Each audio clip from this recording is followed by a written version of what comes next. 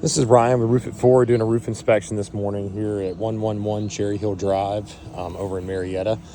So guys, I'm going to walk you around the roof. A lot of different things I want to point out to you. So just for starters, this is a 30 to 35 year laminate architectural shingle. The average lifespan of this product in Georgia, depending on ventilation, maintenance, and just exposure to the elements, can be anywhere from about 18 to 24 years is kind of the average range of that lifespan. So just jumping right into it. So here on the front slope, just to show you some conditions, we've got a lot of blistering going on. So you can see right here, all these little small black holes.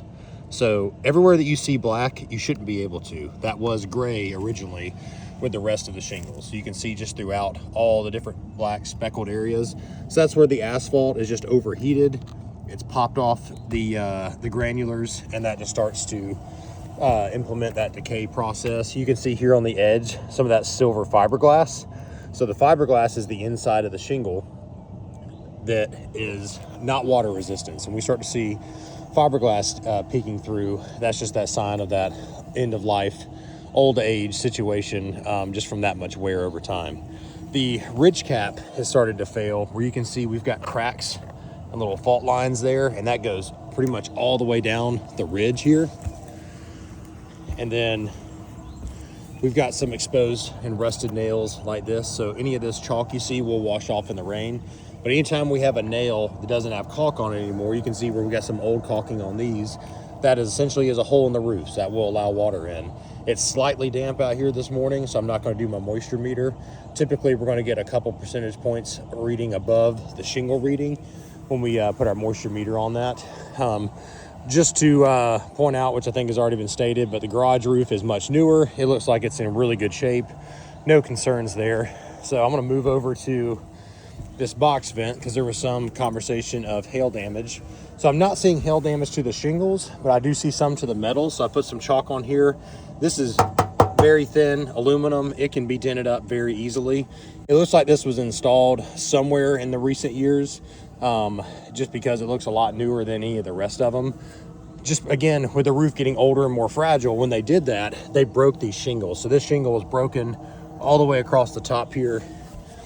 It was broken and scarred up pretty good right here around the side when they were lifting that up to try to put that in. As shingles get older, they lose that pliability and they can't be repaired nearly as easily. Moving over here to your exhaust vents. So these are both active leak concerns. This one is raised up off the edge of the roof. The nail has left the hole, so that's just an open hole for water to come inside.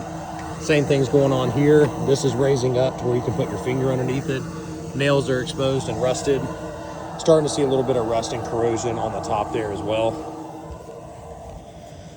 Some other active leak concerns we've got are some exposed fasteners from nail pops and low nails. So you can see here we found a nail pop where that nail is backed out and busted through the shingle and just popped a hole in the shingle.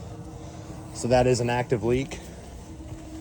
We've got some of these screwed in clips. Looks like from a cable, could have been an old satellite dish or something. We've got one of those there. You can see where there's a hole right here from where some used to be. Another one there, and they kind of continue on down the edge of the roof line. Right here, we've got another nail peeking through. That was from the install. That nail should have been placed up here to be fully covered. Here's some more of that fiberglass, just showing you where the shingles are broken down really bad. Rusted nails here. Another improperly installed nail that's peeking through there. That nail should have been placed back there.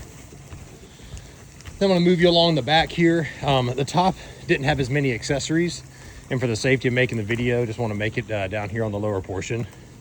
But one area of concern that's in extremely poor condition is all of this rolled roofing right here. So I'm gonna zoom in on the camera. See all those giant divots and blisters and all that shiny fiberglass. Roll roofing only lasts about 15 years max. So that stuff has needed to be replaced for some time now. So the big issue why we're seeing a lot of this blistering and degranulation is the roof is very under ventilated. So we only have a couple of those little box vents. We don't have any ridge vents on the entire roof. So the roof is overheating and it's just baking the shingles. So you can see as we go across, there's nothing on the main section of the roof here ventilating the roof. Up underneath your gutters, you have your soffit vents. So that's your air intake. And their air is going up and the hot air rises and just gets trapped at the top of the roof with nowhere to go. So just given all these different things that I'm seeing, just given the age, we've already seen repairs be made that have failed. We've got a lot of nails in the wrong positions. That means a lot of shingles that need to be replaced, and just overall condition issues. Really, at this point, on something this old and in this poor condition, replacement's really the way to go. It would be a very large Band-Aid to try to look at repairs. So this video is a little longer than average. I just want to make sure I covered everything so you guys could see everything that we were needing to point out to you. Thank you for having us out. Once again, this is Ryan with Roof It Forward.